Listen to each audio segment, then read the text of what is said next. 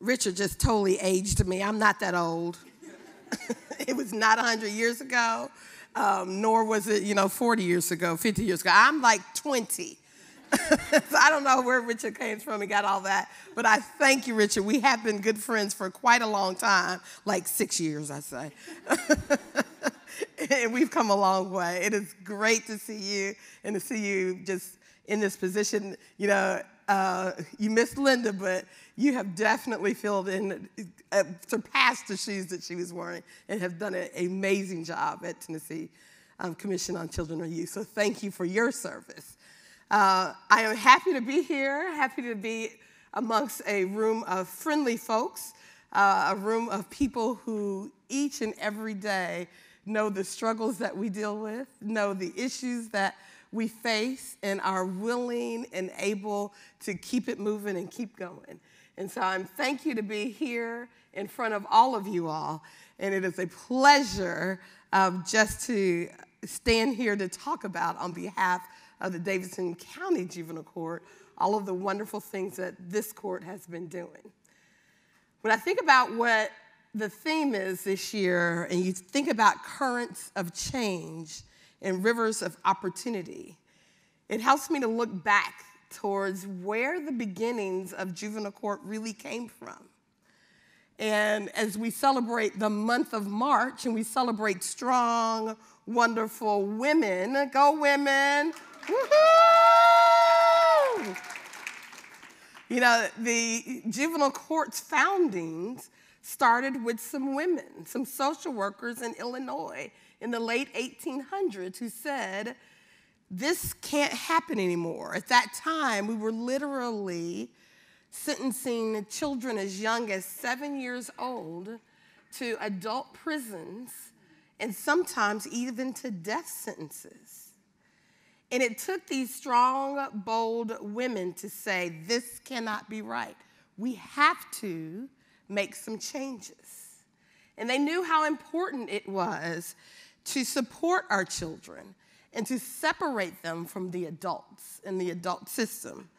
Because they knew back then, even back then, that if youth were just given that opportunity, that they could be rehabilitated and be successful in our community. And so those are some good changes, some good currents of change back in those days. But then so we move up into the early 90s, late 80s and the early 90s, and unfortunately, there was another current of change. And in that current of change, if you remember in our communities, we were starting this war on drugs. I'm not sure if we ever finished that war on drugs or what it was and why we had a war on drugs. But nonetheless, that's what we had. And during this war on drugs, it was also a time that people were saying, these youth who are these children, these what they called super predators, who are youth, cannot stay in our communities and do these serious crimes. And then you see another change in the current where we were starting to forget what we learned in the late 80s and early 90s, and to go back to a time where it was okay to lock children up with adults. It was another hard times in our communities. But then, never lose hope, because the current of change has come again. And as we now know, what they knew back in the late 1800s, early 1900s, are so true for all of our youth. But now we can put some scientific markers on it. Instead of just some strong women who said this just doesn't feel right, we now know that it is not right. We now all understand what the brain science says. And we know what the brain science says is that for the majority of us, our brains don't fully develop until we're about 25. For the women in the house, that's about 20 for us and about 40 for the men. And I'm sorry, men, it's the truth. Y'all just bring the average down. Right? Do I got some amens from some women in the house? Right? It takes the men a little longer to develop, fully develop. But what we do know on average, it takes us about to 25 to fully develop. And that part of the brain that's the last part of fully developing is that prefrontal cortex that tells us decisions and what we should do and why we should do things. And so I don't get frustrated at well, I do still get frustrated, but my son, who is now 18 and still has me questioning some of his decisions. When you look at them and you say, what were you thinking? And they give you that look like, and they say, They honestly don't know what they were thinking. They honestly don't know. So parents, don't get on them too bad. They don't know. And so I think I want to go back, and I tell my mom and dad all the time now, see, that's why when you were punishing me for those things, but I just didn't know, right? Because we know the brain science now. We also know now what those brave ladies in the late 1800s, 1900s didn't count or qualify, but just knew in their hearts that youth who go through adverse childhood experiences need extra help, need extra encouragement, need to be pulled away from bad influences so that they can be successful, because they can be successful. Right? But we know that now. That current of change has taught us about that. It has taught us about how we should use positive behavioral interventions, how we should do motivational interviewing with all of our youth, how we can learn as a whole to be trauma-informed and to have trauma-informed organizations. And I see some of my staff here, whenever I talk about being trauma-informed, I always have to apologize to my staff, because there are many, many days that I am not trauma-informed. And there are days that I say, I have a bright idea. I think we should do this. And I think we should do it right away. And they look at me like, is this woman crazy? And they do say, yeah. Hate it when my staff do that to me. But we understand the importance, and I'm working on it, ladies. I'm working on it. I'm going to get there one day.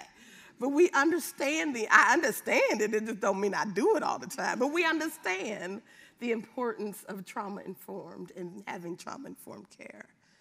It's one of those trends and those currents of change. But when we think about the currents of change, the second part of the theme is the rivers of opportunity.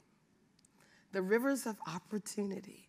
And so we go back to the late 1800s, 1900s, when these brave, strong women said, this is not right.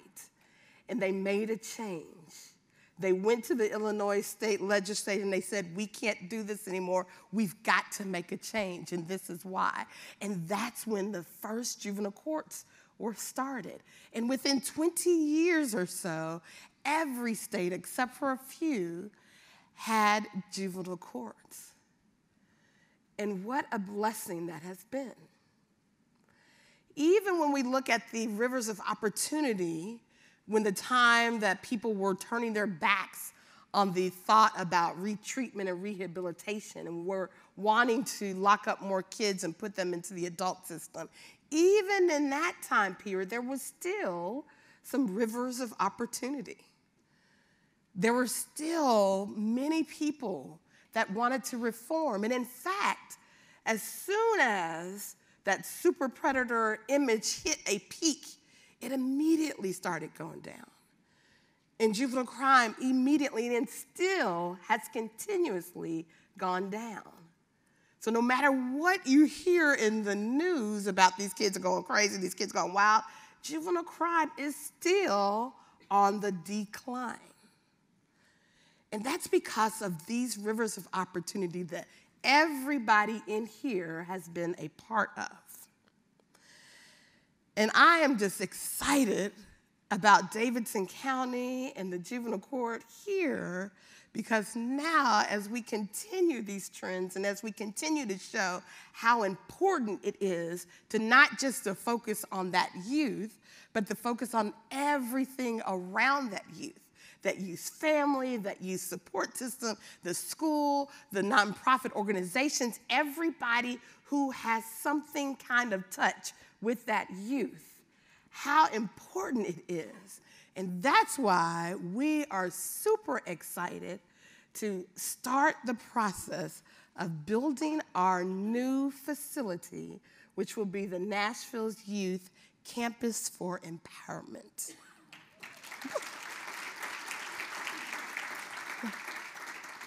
Now, I look at Craig Hargrove, and I remember, and I can't remember how long ago at Craig it was, but Carl Dean was the mayor at the time, and Craig was running all of the disproportionate minority task force around the state. And he, of course, loved us the best because we were Davidson County. And we met and met and met. And this had to have been, okay, 2 years ago. We'll say 2 years ago. I'll go with that. And we met about what can we do to get to the root causes of our youth coming into the system. Where are they coming from, and how can we go upstream to prevent them from coming down here? And at that time, we envisioned what we called the truck stop. The truck stop. The truancy, runaway, truancy, runaway, unruly, curfew violation center. Because, you know, in juvenile court, you have to have acronyms for everything, right?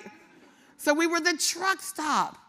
And it was going to be amazing. All these kids that came in on status offenses that we knew, based on our data, based on everything that was going on, we knew that if we could stop that trend right then and there, give them everything they need, and a big collaboration in a center that could stop all that, then we could change the dynamic in our community. And so we pitched it. We had this wonderful pitch and wonderful presentation, and we pitched it to Carl Dean, and he seemed like he loved it.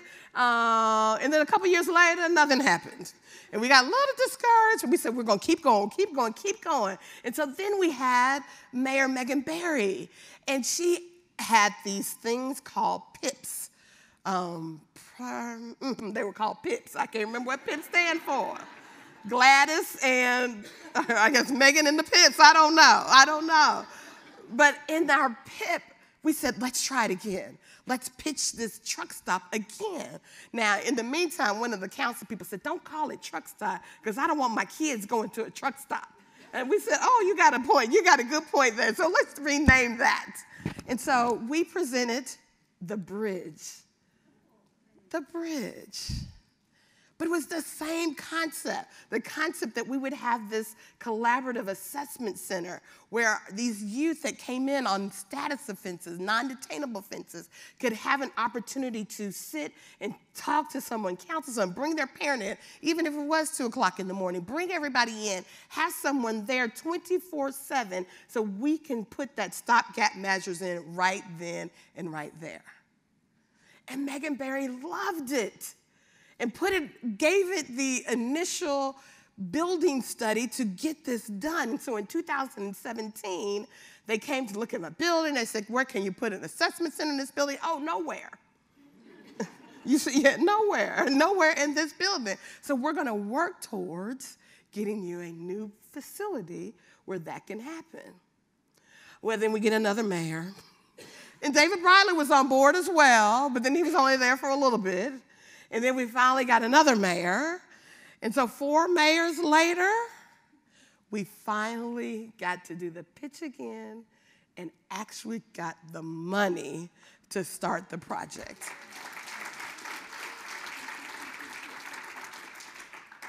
So, what does it look like? What is it? What is Nashville's Youth Campus for Empowerment?